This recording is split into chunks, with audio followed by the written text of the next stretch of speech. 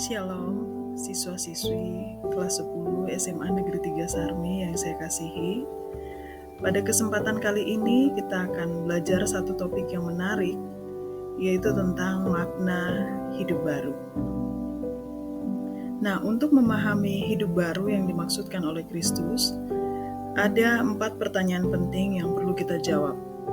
Yang pertama, apa makna hidup baru yang dimaksudkan oleh Kristus? Mengapa orang Kristen itu harus hidup baru? Nah, selanjutnya, bagaimana cara orang Kristen hidup baru?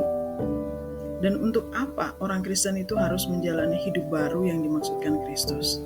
Nah, untuk memahami hal ini, kita akan belajar bersama melalui slide berikut ini.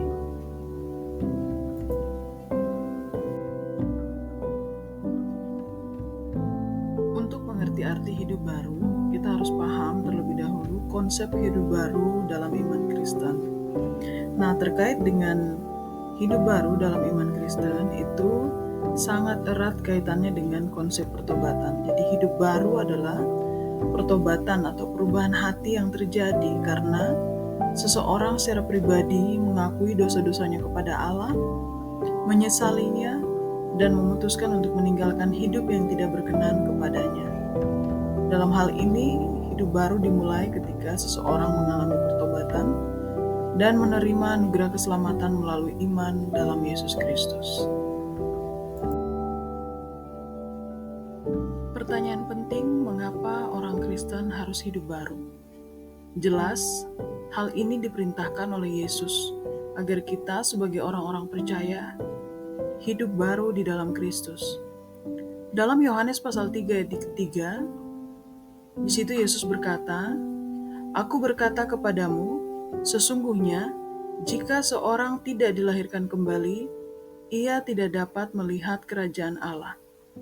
Nah, tentu saja yang Yesus maksudkan di sini adalah bahwa seseorang dilahirkan kembali bukan berarti dia kembali ke rahim ibu dan dilahirkan ulang, tetapi yang Yesus maksudkan di sini bahwa ketika kita percaya kepada Yesus, kita harus lahir kembali secara rohani, menjadi seperti bayi yang baru lahir, yang mau hidup baru di dalam Kristus, yang mau menjalankan hidup sesuai dengan perintah Tuhan di dalam kitab suci. Dalam 2 Korintus pasal 5 ayat 17 dikatakan, "Jadi siapa yang ada di dalam Kristus, ia adalah ciptaan baru. Yang lama sudah berlalu, sesungguhnya yang baru sudah datang." Nah, inilah yang dimaksudkan oleh Yesus untuk kita sebagai orang Kristen harus hidup baru, menjadi ciptaan baru di dalam Kristus. Pertanyaan selanjutnya yang perlu kita jawab sehubungan dengan hidup baru, yaitu bagaimana menjalankan hidup baru yang dimaksudkan oleh Kristus. Nah, yang pertama, tentu saja langkah yang pertama yaitu ketika kita menerima Yesus sebagai Tuhan dan Juru Selamat. Di sanalah kita akan mengawali hidup baru yang dimaksudkan oleh Kristus. Ketika kita telah menerima Yesus sebagai Tuhan dan Juru Selamat, artinya bahwa kita siap untuk menjalani hidup yang baru bersama dengan Tuhan. Nah, selanjutnya bahwa ketika kita sudah menerima Yesus sebagai Tuhan dan Juru Selamat, kita perlu hidup di dalam pertobatan. Dengan cara kita terus mempelajari dan menghidupi firman Tuhan. Hari lepas hari kita terus bertumbuh, kita ada di dalam perenungan-perenungan firman Tuhan, kita belajar firman Tuhan, kita mengerti maksud firman Tuhan sesuai dengan tuntunan Roh Kudus, dan kita terus bertumbuh dalam iman kepada Kristus. Nah, selanjutnya bahwa kita juga perlu bergabung dengan gereja lokal. Jadi untuk kita bisa menjalankan hidup baru, kita perlu bergabung dengan gereja lokal. Di sana kita akan bersama-sama bertumbuh dengan saudara-saudara seiman kita di dalam Kristus. Cara orang Kristen untuk hidup baru selanjutnya adalah berdoa dan berkomunikasi dengan Allah.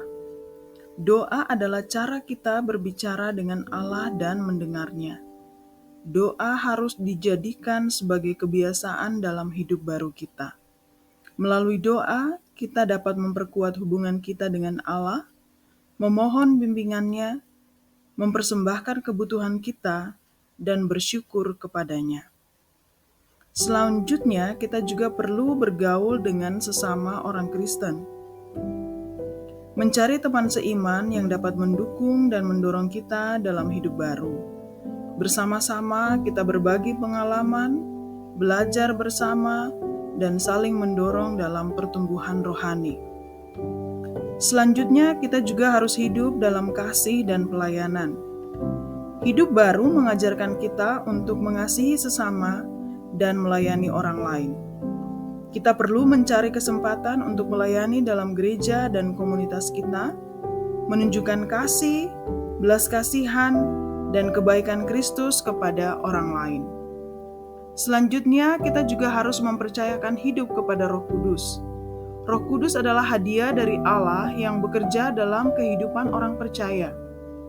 Kita perlu mempercayakan hidup kita kepadanya, membiarkan Roh Kudus membimbing, menguatkan, dan membentuk kita.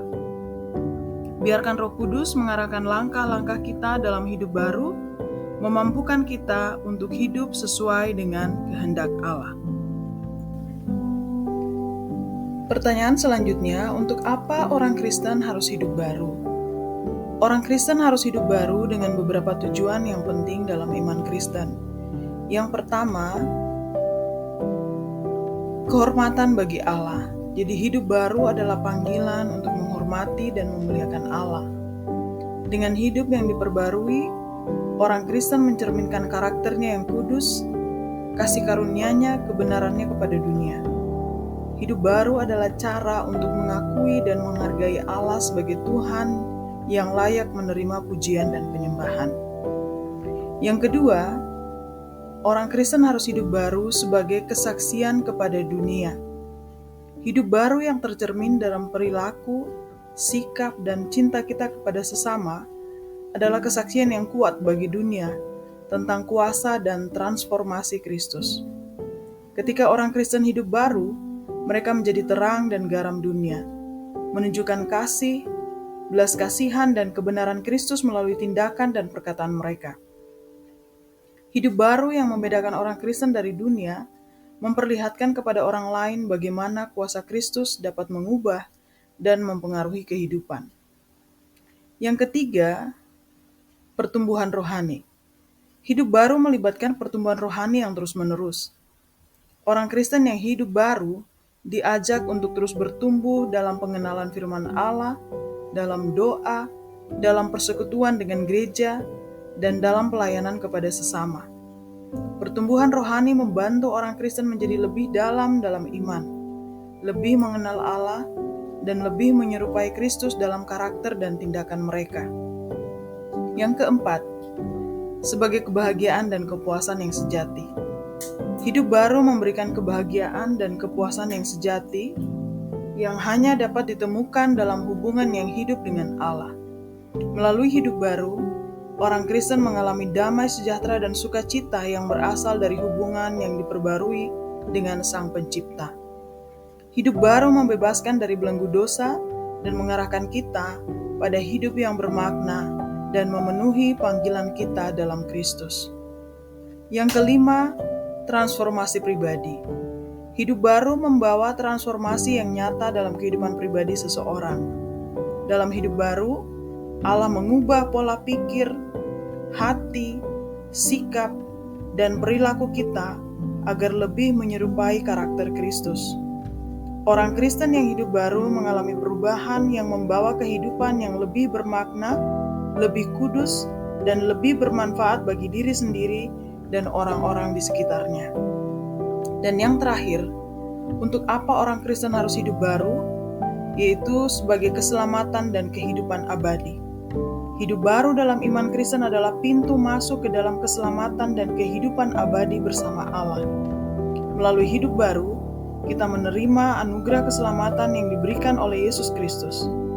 Hidup baru menghubungkan kita dengan janji kehidupan abadi dalam persekutuan dengan Allah di surga. sebagai kesimpulan, hidup baru bagi orang Kristen adalah hasil dari keselamatan, pertobatan, transformasi oleh Roh Kudus, hubungan yang hidup dengan Allah, kesaksian bagi dunia, dan pertumbuhan rohani. Hidup baru memungkinkan orang Kristen untuk mengalami kehidupan yang dibaharui oleh kuasa Kristus dan memenuhi panggilannya dalam mengasihi dan melayani orang lain. Dalam 2 Korintus pasal 5 ayat 17 dikatakan, "Jadi, jika seseorang ada di dalam Kristus, ia adalah ciptaan baru. Yang lama sudah berlalu, sesungguhnya yang baru sudah datang." Kiranya melalui pembelajaran kali ini, kita terus bertumbuh di dalam Kristus, hidup baru sesuai yang Dia kehendaki, dan semakin hari kita semakin menjadi serupa dengan gambaran Yesus Kristus.